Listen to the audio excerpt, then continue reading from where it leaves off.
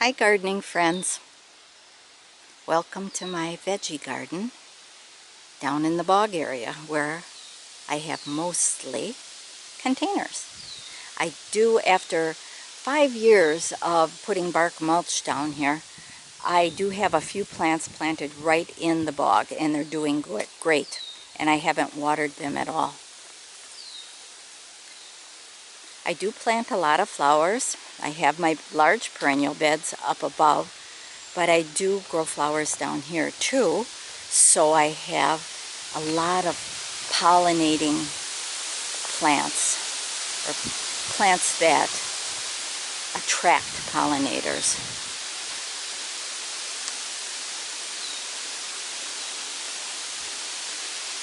I let wild plants go, goldenrod, asters. I think this is a type of,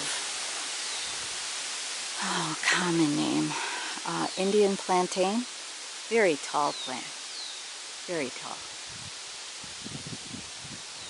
I should do my research and tell you what the name is, but I don't remember.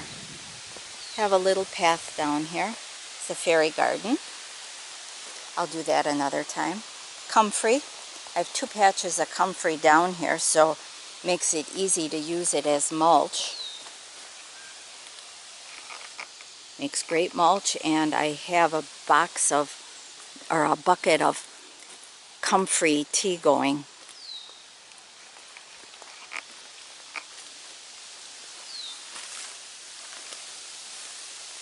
Inside this chicken wire frame old greenhouse, I have my blueberries, which I netted too late. The birds got them when they were green. I'll go in there in a minute. On this side here of the path, I started a new raspberry patch, and I netted it right away. I probably didn't have to because there's no berries on there yet.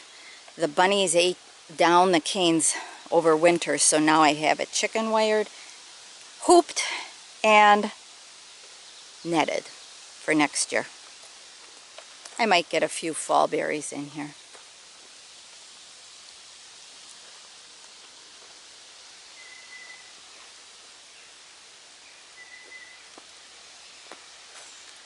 I'll do the perimeter first.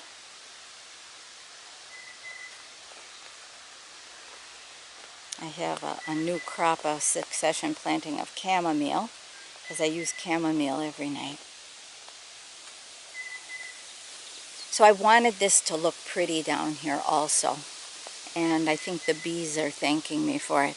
Here I did twigging because I had sugar snap peas, which the bunnies ate down. I should have chicken wired them.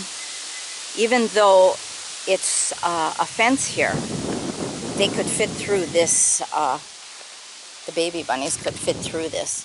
So now I am chicken wiring it also. Next year I will chicken wire.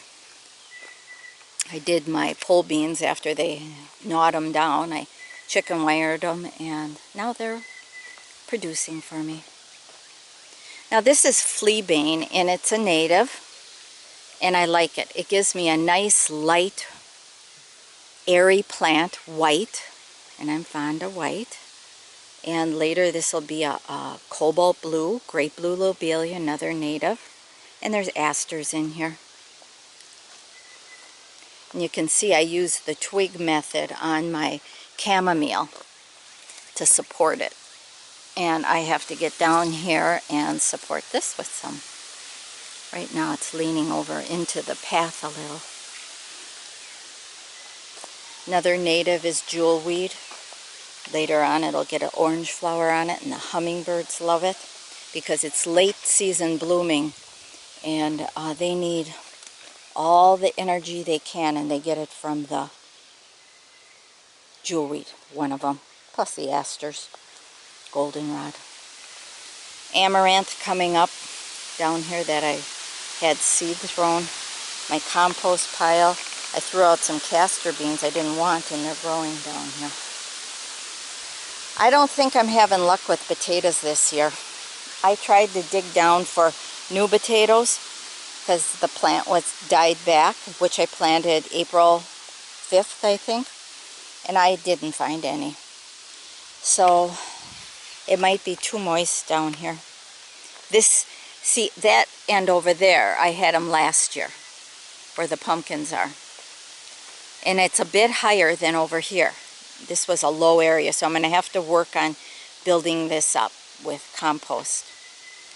I did plant some potatoes a couple weeks ago up in the west garden, about 8 plants, so we'll see what I harvest from that. But it won't be till October, I bet, till I harvest. My watermelon, I've never grown watermelon, so we'll see. This is Sugar Baby, and I do go in there every few days and look for the squash vine borer. I did see it over in the garden over there, and I had my hand full of cucumber beetles squishing them, and then I saw that kind of reddish orange beetle, black and orange. But I haven't seen them on here yet. I'm trying to let the plant root down in a couple places too, just in case it does get squash vine borer and I dig at it and get it out, that the rest of the plant might be okay. So wish me luck. I'm going to let it meander through the fence.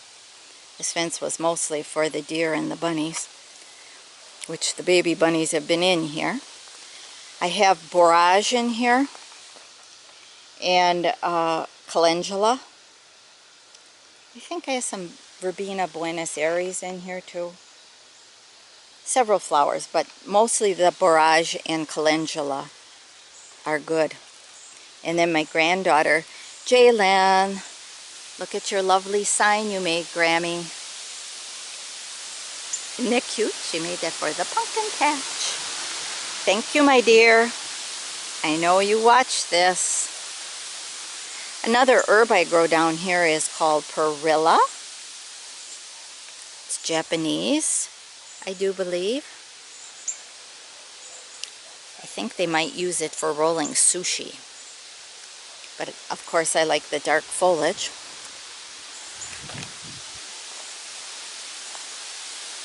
Okay, what time is it here? Okay, I got plenty of time. Sorry I take a long time, but you know when you see my name pop up, it's usually a half-hour video.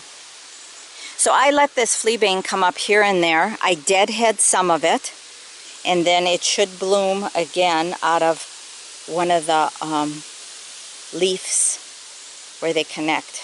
It'll come out. But I let some go to seed too. Just gives me some beauty down here in the veggie garden.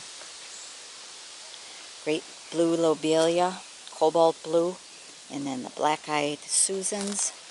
This was the circle flower, which is also a loosestrife. That was pretty yellow down here, so I try to have something blooming all the time. Morning glory going up here, and something's eating at it. I'm going to come down with my pepper spray. Chadwick cherry. Now, I'm sorry I didn't do a video before, but really, I grow a lot of the common stuff, and I didn't want to bore you with how to grow a tomato again or whatever, because there's a lot of excellent videos out here. So I'll just show you what I have down in this garden. I made my cages a number of years ago out of recycled concrete reinforcement stuff. I don't know what you call it. I found it at the dump. And then I decided to put up a piece of twine here and have it go to the top of the greenhouse. And it'll kind of make an arch over here of tomato. And again, borage for a great companion plant. Helps with pollinators, enhances the flavor of the tomato. And Japanese red mustard, giant red mustard. There's my bucket, my comfrey tea bucket. And I stir it every so often. I just let it set for about 4 days.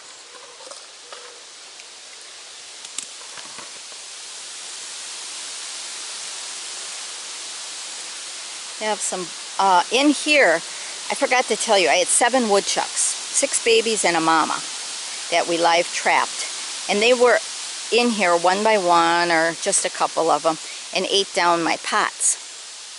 So my lettuce is finally coming back, but it'll give me lettuce later now. You know, it's winding down in the west veggie garden. Lots of marigolds, easy to grow. Bugs don't like them. Sometimes bunnies like them. But in the containers, they seem to leave it alone. The woodchuck didn't even eat it. But he did love my broccoli. Peppers. What kind of peppers? Cayenne pepper. I usually have a marker in them. This is a red bell. Is there a red bell on there? Yeah, tiny ones. But some over on the behind me are bigger. Cayennes.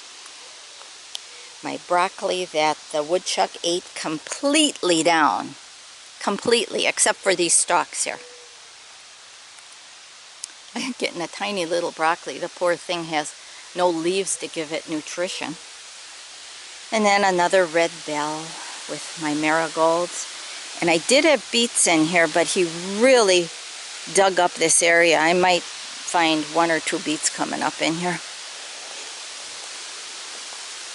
Couple cucumbers on this fence. This one here is Market More. I have them planted in several different places, just in case one place it doesn't turn out too good. My little resting chair. Really, I do sit on that. That's a Solosian New Look. And some beets in there that he ate down. I think this one's a poblano that I picked already. We had one. Yeah, here's another one. Lots of flowers. Now down here, the soil mix I used was last year's. And then I added compost to it and worm castings. And last year's soil is perlite, topsoil, compost, worm castings, and that was equal parts. These are my favorite bean, and we've had maybe a gallon's worth of cut up beans off of this trellis so far, and would have had them sooner. That was about 3 weeks ago that they started producing, weeks ago, but the woodchuck or bunnies ate them down, and then I chicken wired this here and they've left it alone. So I'm having beans. Here we have a Blue Lake bush bean, just because I had the seed. I'm going to take that off soon. But when I take it off, I'm going to twig it. So I don't want to take it off right now or it'll flop. Another red bell and marigold. And I put flowers into verbena, Buenos Aires. Now, don't laugh at me. I eat this. This is purslane. Yummy. Very nutritious. Very nutritious. I thought it'd look cute in this fire pit. Drought tolerant, which is good because we haven't had much rain. Then I have peppermint over here. This is really nutritious peppermint because it's in the bog. Then I have Malabar spinach. Yay! Finally. It likes the heat. Nice thick leaf. They get big, like probably like the palm of my whole hand. And I use it for lettuce wraps because it's got a nice consistency compared to the lettuce I grow. I refuse to buy iceberg lettuce. And my lettuce is thinner. So if you guys have an idea you can give me for a lettuce that's really thick leafed, I'd appreciate it because my husband likes that. But he does eat everything, all the greens we have. Malabar spinach and more peppermint. Yes, I know it goes crazy, but it can down here. And amaranth.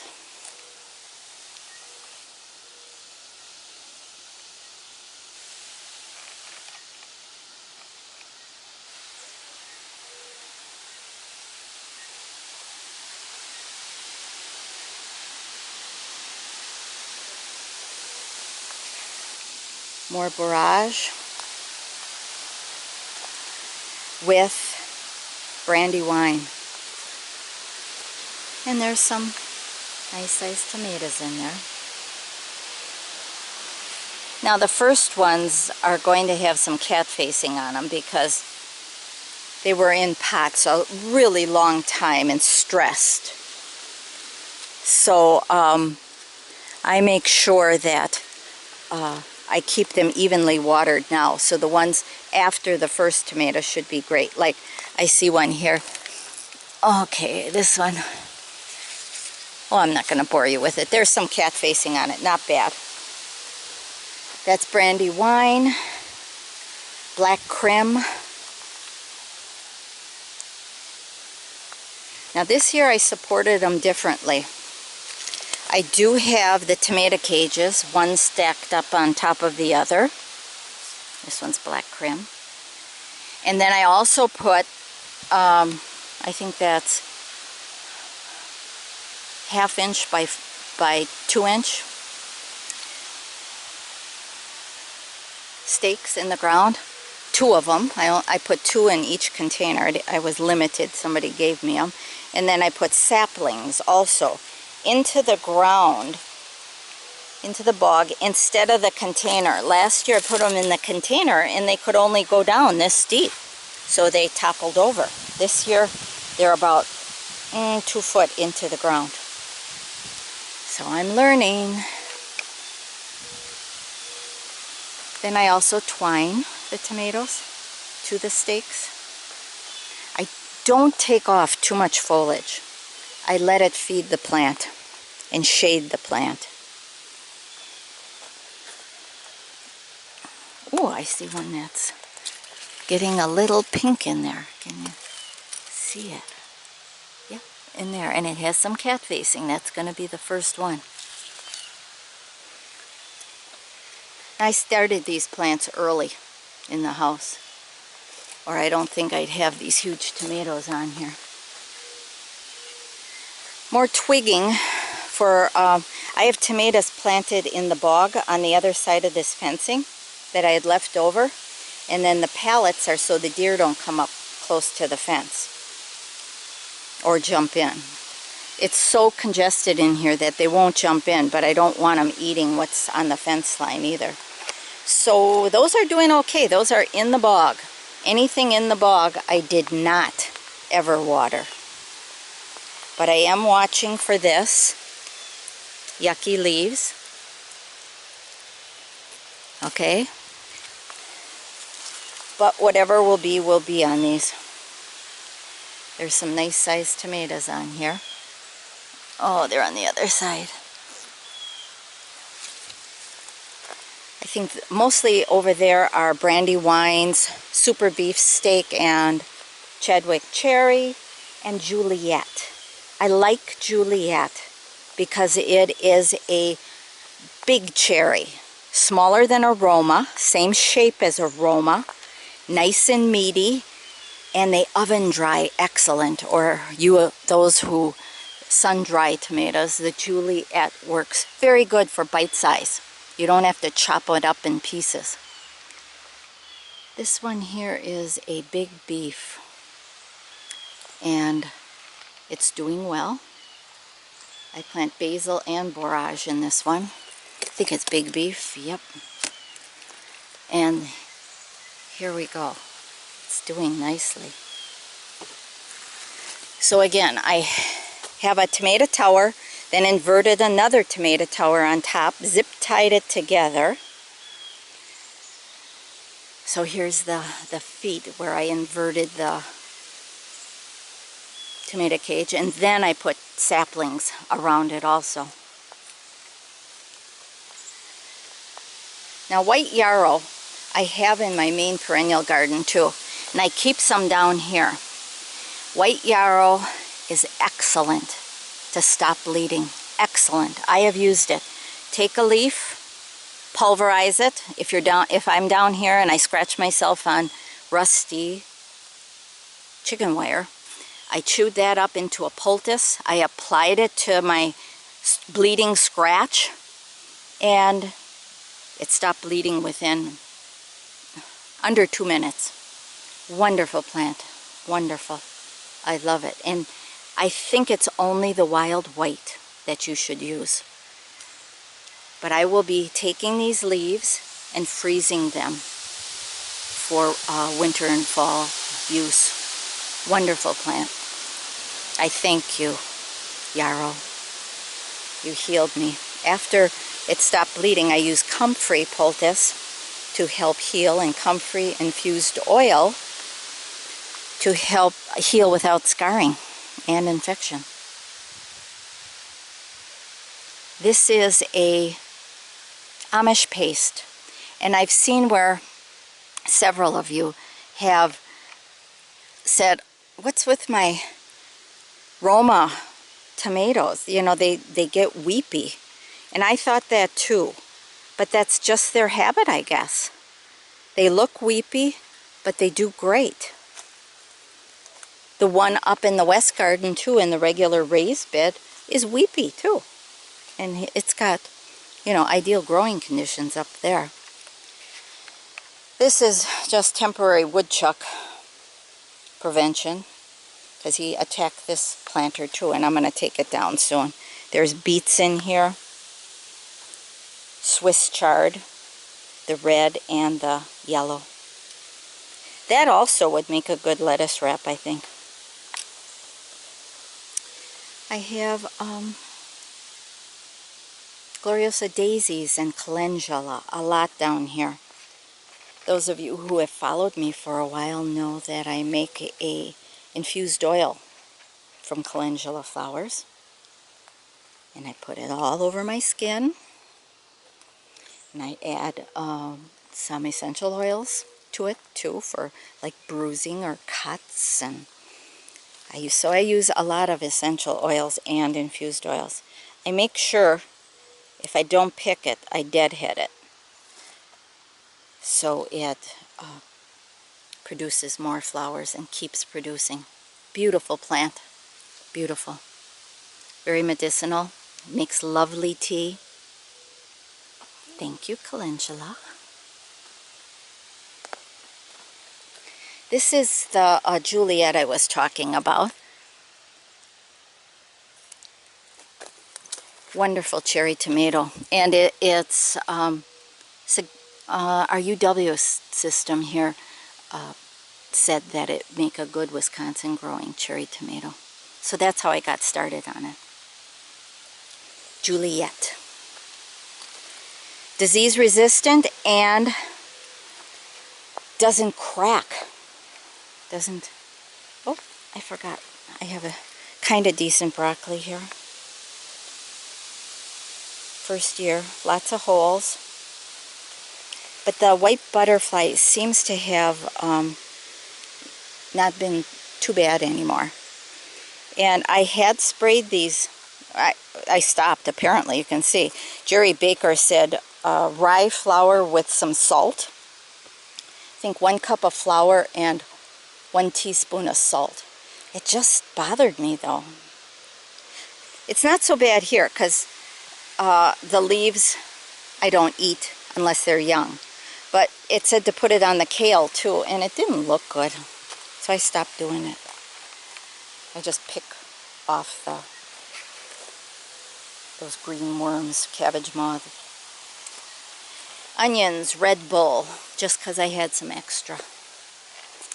Blueberries.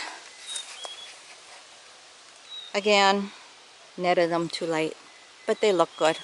Now, there are blueberries that have been on there for a month. The birds didn't get those. Now, why haven't they turned blue?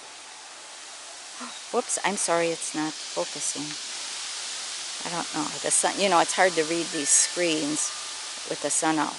But there's blueberries on there, and they're not dark blue. So I didn't pick them yet. They've been on there for at least a month. So do you think I have everything here? More cukes. This is a telegraph, a long one. Burpless, smooth skinned, thin skinned. more Japanese mustard, which I'll probably have tons of. I can get rid of some of that seed. And then my arch that has been, you know, it's probably about 6 years old, maybe a little older, and the tree fell on it and we reshaped it a little, but it still serves its purpose as a arch for growing up. Now, my plan is, if I have enough energy, all the black pots, I have carrots in and lettuce in and kohlrabi, a few green beans, all these black pots here, I'm going to put under this arch come September, before a frost. I'm going to cover the frame in clear plastic, like a mini greenhouse. And then in here, over the pots, I'm putting my plastic conduit hooped over with a row cover on it.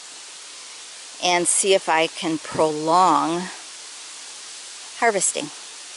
Now, with my carrots, I didn't get very good germination in these pots.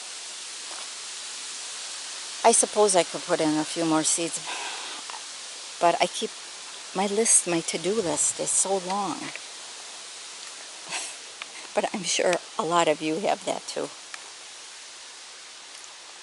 So thank you for joining me again on one of my tours. And I will give you a tour of the West Garden. But right now, this is down in my bog, and I tell you, the plants look lovely, especially for using old soil and just adding worm castings, compost. And oh, I know what I did different down here. I'm sorry for making it longer.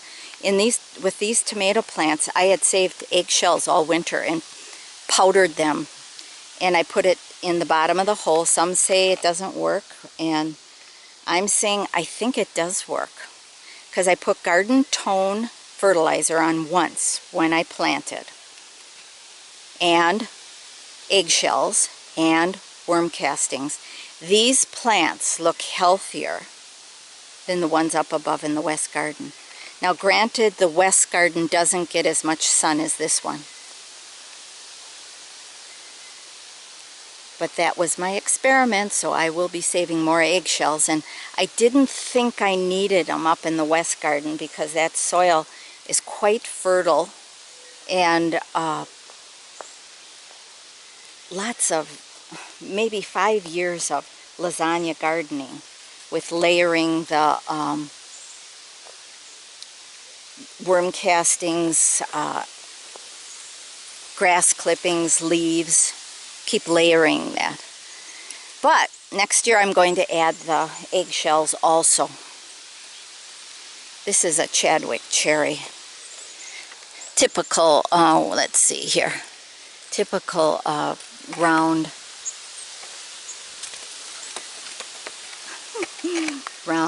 cherry tomato.